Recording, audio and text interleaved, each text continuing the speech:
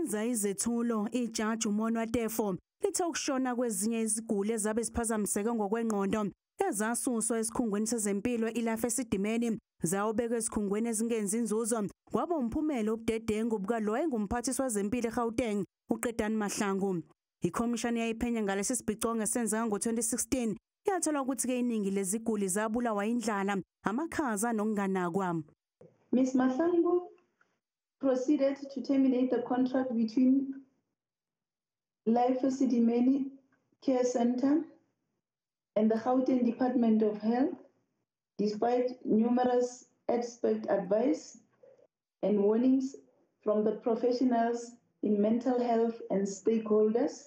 Ijaji lithe kube lo wayeyinhloko yophiko olubhekela abagula ngokwengqondo uDokotela Magabo Manamela akashayanga indiva izeluleko zongoti ngabe yagwemeka lenhlekelele.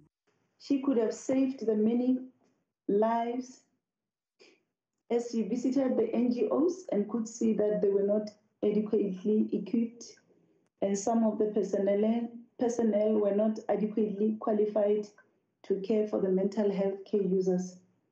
Imndeni ezisulu uthi sinobulungiswa isinqumo. We want to see people account for their own actions. They cannot just get away with it. It's impossible.